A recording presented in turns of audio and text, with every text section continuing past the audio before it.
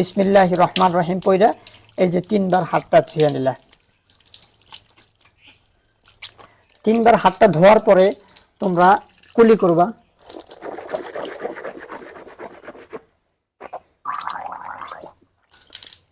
যদি রোজা না থাকো তাহলে এইভাবে গড়গড়া করা লাগবে, মানে এই গলার নরম হাড্ডি পর্যন্ত পানি দেওয়া লাগবে। এইভাবে তিনবার কুলি করবা।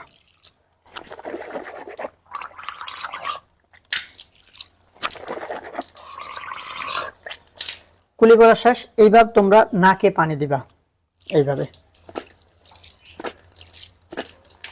আর প্রত্যেকবার নাকে পানি দিয়া এইভাবে তোমরা নাকটা সুন্দর করে খিলাল করে নিবা। আর অবশ্যই রোজা না থাকলে নাকের এই নরম হাড্ডি পর্যন্ত পানি পৌঁছাবা।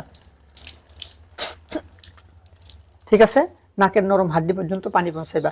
এবার হাত ধোয়া হইলো, মুখ ধোয়া হইলো, মানে আমরা কুলি করলাম, নাকেও পানি দিলাম। এবার আমাকে এই মুখটা ধোয়া, এই মুখমণ্ডল, এই যে এই চুলের মাথা থেকে এই থোতা পর্যন্ত, কানের এক লতি থেকে আরেক লতি পর্যন্ত সুন্দরভাবে পরিষ্কারভাবে ধুইবা এরকম করে।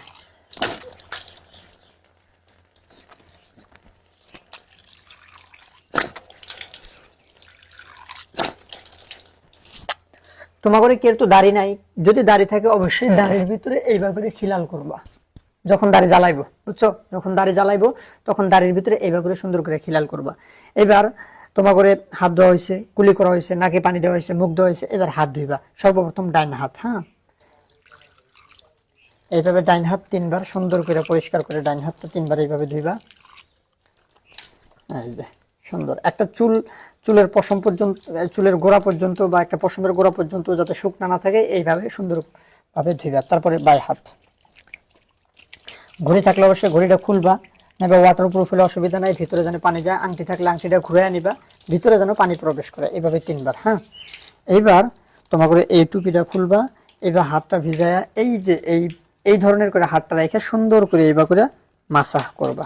ঠিক আছে, কানের ভিতরে এইবার করে দিয়ে সুন্দর করে মাসাহ করবা।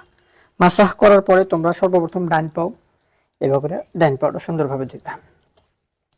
আর এই পায়ের আঙুলগুলোর মাঝখানে অবশ্যই খিলাল করবা, বহুত জায়গায় পানি ঢুকে না। এভাবে সুন্দর করে খিলাল করে পাওটা তিনবার ধুইবা। তারপরে বাম পাও সেম ওইভাবে বাম পাও তিনবার ধুইবা।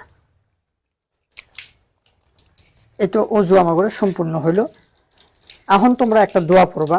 দোয়াটা হয়েছে আশহাদু আল্লাহ ইলাহা ইল্লাল্লাহু ওয়া আশহাদু আন্না মুহাম্মাদান আবদুহু ওয়া রাসূলুহু। এই দোয়াটা পড়বা।